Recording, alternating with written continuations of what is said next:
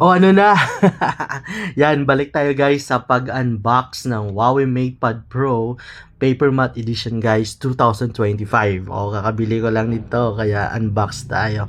So matagal din ako hindi nag-unbox. Ngayon binubuksan na yung Huawei MatePad Pro 2025 Paper Matte edition at ito ay 13.2.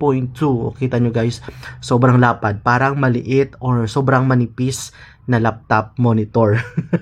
Yan. Ang laman ng box guys ay syempre ang pag binuksan mo ito, item talaga na makikita mo ang tablet talaga or ang MatePad, sobrang nipis, hindi umaandar ngayon. Kasi wala siyang laman na battery, so kailangan siya i-charge.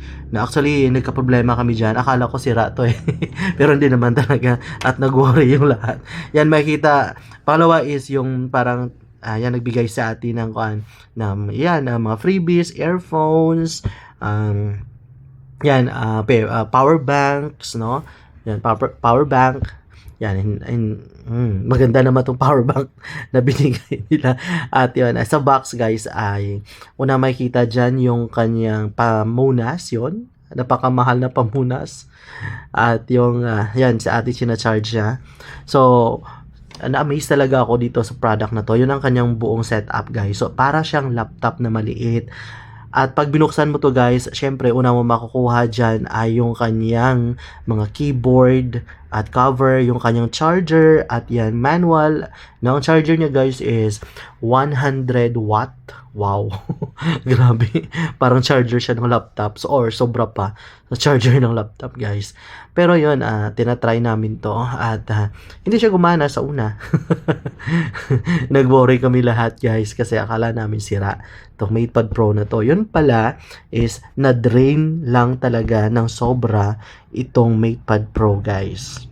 So, tinatry namin i-charge. Parang naghintay pa ako ng 5 minutes dito at yun, nag-response na yung device. Gumana na siya. Yun, sobrang ganda ng screen guys. Ang kuhan talaga to guys, sobrang nipis. No?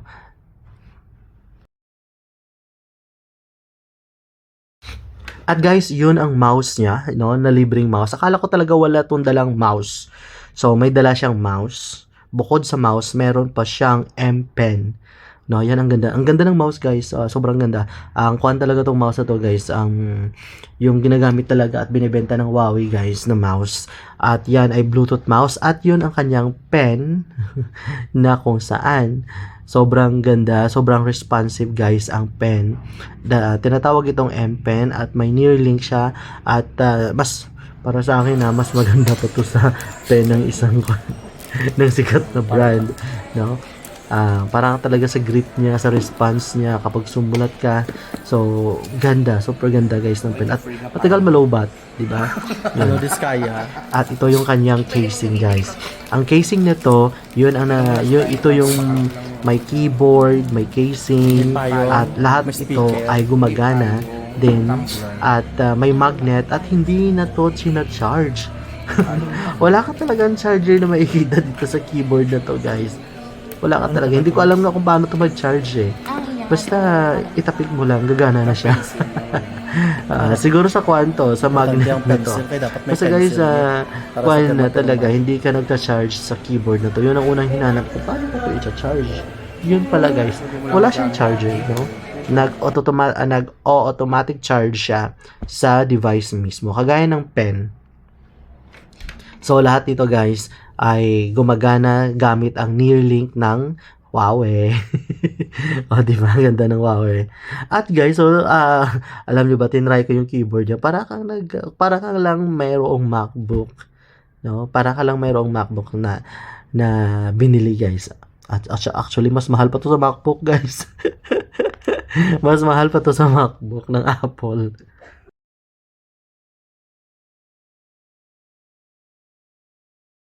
Yun, so tinatry na namin guys. So actually gumana na to guys at nagcha-charge na siya. So hinihintay lang yung mabuo or yung magkuha na siya, yung mag 1%. Kapag mag 1%, 2 or 2%, yun, pwede mo na siyang buksan yung device guys. Yan, ina-assemble lang. Yun, parang hindi alam natin mag-assemble. Mas alam ko pa, 'di ba? Pero sige lang, siya lang yung Yan guys, open na guys at sobrang bilis. Para kang talagang merong MacBook na Pro, no?